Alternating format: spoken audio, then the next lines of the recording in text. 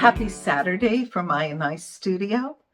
I have a little story to start with today.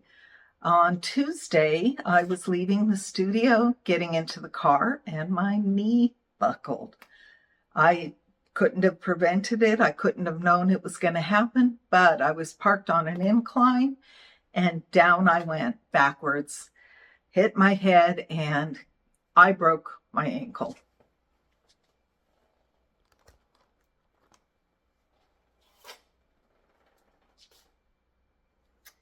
So I've spent the last few days lying in bed trying to figure out how to use the knee scooter to get myself to the bathroom and back to bed. Eating upstairs. We have a split level home. I haven't been able to go downstairs. And, times like that, you really question your worth as a person. Am I just a burden to everybody? And I don't want to wallow in those kind of negative thoughts. So I find my place of empowerment in the studio. And I felt secure enough today to make a trip to the studio. And here I am. I'm going to work on cold wax. I can't work on the big canvases I was preparing because that's a real physical job and I just couldn't do that right now. But what I can do is I can sit at my table and work on my cold wax. So I've prepared a couple of small carts with my cold wax supplies. I'm going to sit in the middle of the table with a cart on each side. Everything's at my fingertips. And I'll be working on cold wax for several months. And that's not a bad thing. Today I'm going to work into a piece. This is a piece that I actually like, and I considered it done, but I'm going to do a little fine tuning. So let's see what will happen. I did this many years ago, and I think I know my skill level has improved. So let's see what I can do. One of the questions is, how do you go back into a piece that you've already done? And I like this piece. This was actually a curator's award at the San Luis Obispo Museum of Art. So I wonder, is this something I should fool around with? But I think I'm going to approach this as this were just the fine-tuning end of a painting, because I really do like it. But I think at the time that I did it, I didn't have the skills that I have now. This sweeping motion here, I don't like that here too. I think I could make these areas do the same thing in just a more elegant way. This looks a little cheap to me, a little cheap trick. So I like this white coming down almost like a waterfall. I'm going to practice and try to make that better. I love the red area, and I would always like this to be a little bit brighter and read a little bit redder. I love the red-orange color, so it's almost there. I think I could just build up the layer. This down here, I'd like to give it a depth and translucency. Do I have the skills for all of this? Of course I do. And if I don't, I'm going to figure it out. What better am I going to do? Lay in bed and feel sorry for myself? No, not me. So the first thing we want to do is we want to kind of re-soften the wax.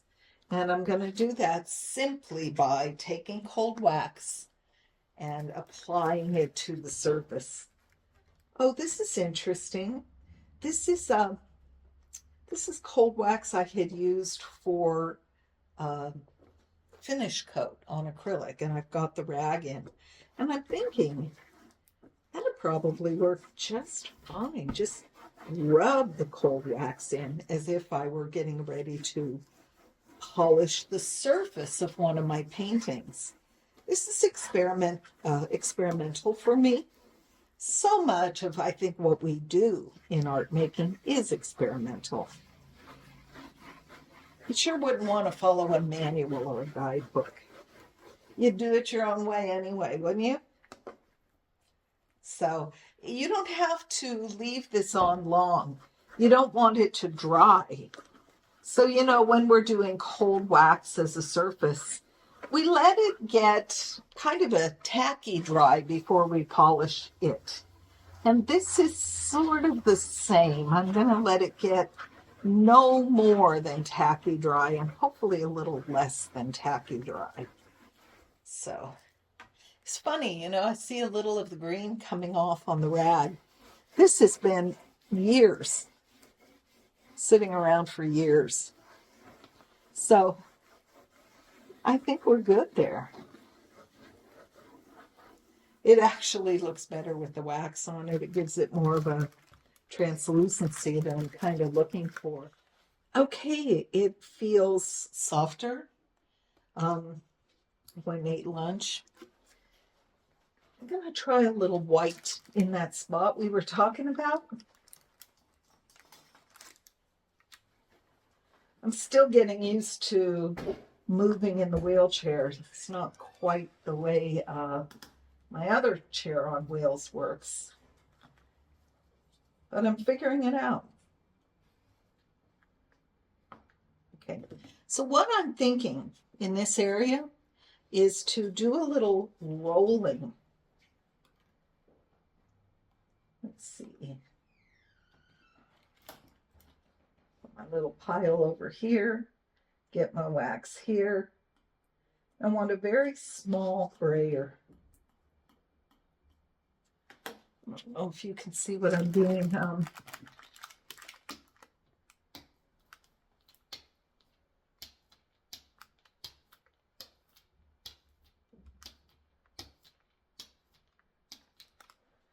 Okay, I've loaded my brayer with some white blended with wax. And I just basically want to get a little texture into that area. I didn't like the way it was working.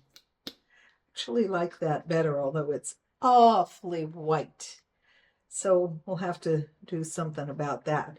Now, I'm thinking, since I've got the white out, I should really adjust this camera so you can see what I'm doing on the palette as well. Can't seem to get both. How's that? There we go.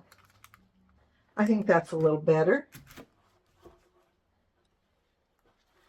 Now, I want a very thin veil of white here.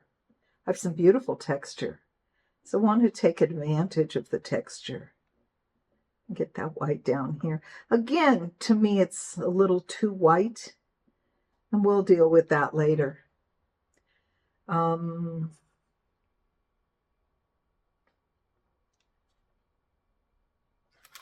Let's see.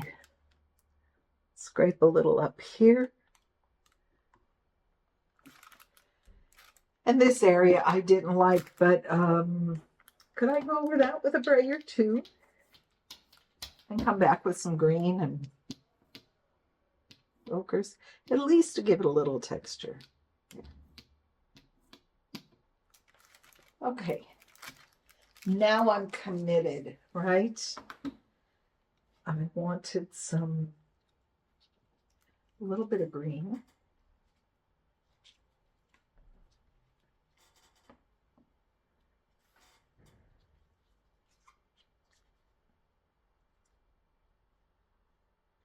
Remember, this is just the finishing stages of the painting. I hopefully don't want to make any huge drastic changes.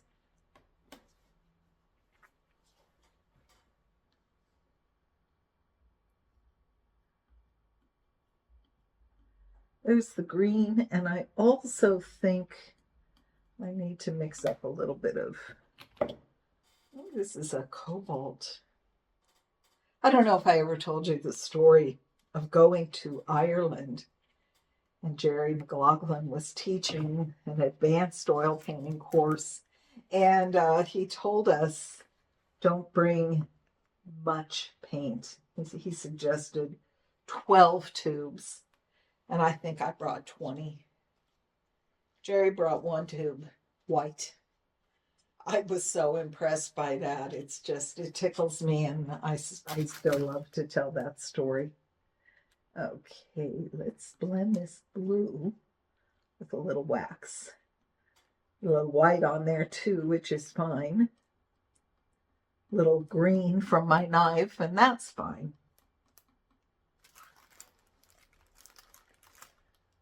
Okay. What then shall we do?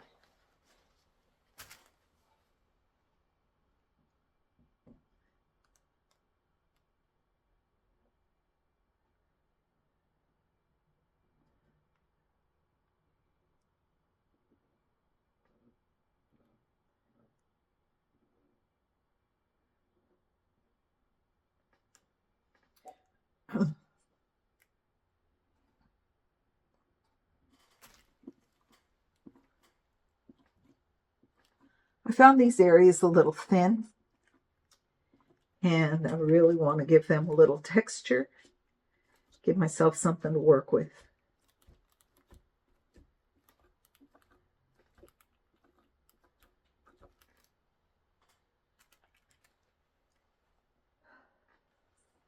And mix up one more color.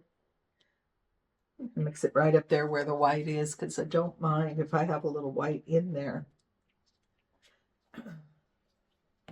God, I'll tell you, do a little bit of painting and you forget that you have a broken ankle. It's amazing.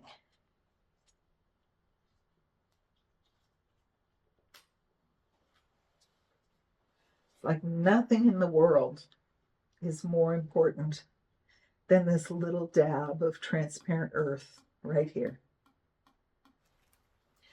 I'm using this tiny scraper. I just love this size. Let's see.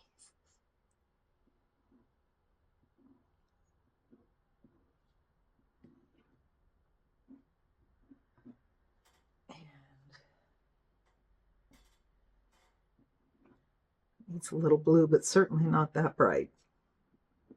Let's put that on and scrape it off. Get some more texture in there. It's still a little thin.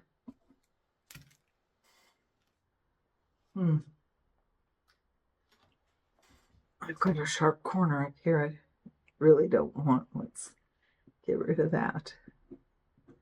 I like this shade coming down here. And what I may do is emphasize it a bit.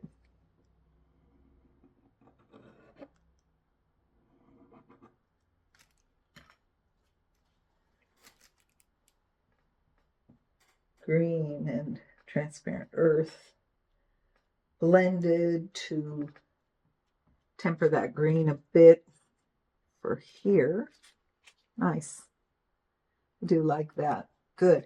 It emphasizes this area coming down. I like the brightness in that too. And it's a little too bright. Let's see what we can do about that. Bring this down. Okay. I'm liking that. That part looks good. I like the red too. We may even go into that with some red. Now this was white as a waterfall. Now it's almost feeling like a water swirling around. And it may need a little bit of the blue and green together. Let's see what we can do. Have some beautiful texture built into this already.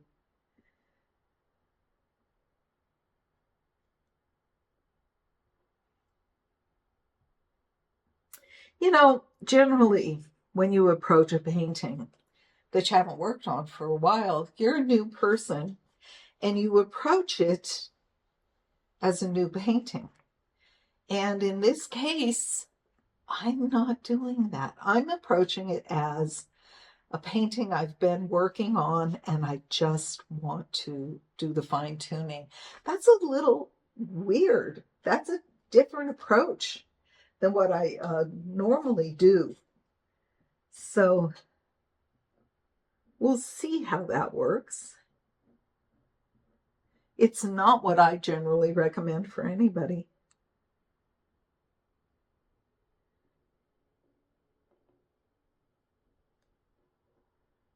Okay, one thing that I'm thinking of doing is trying to get back to the white a little bit. And I can scrape back towards it, or I can add it back on.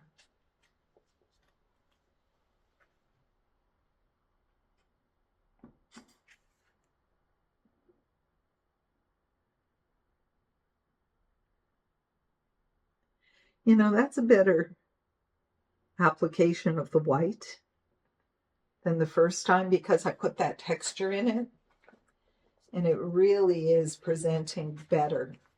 Now I want to get a little of the blue and the brown over here. Get those blended a bit. Over here. Nice, nice, nice. I'm liking that. Okay.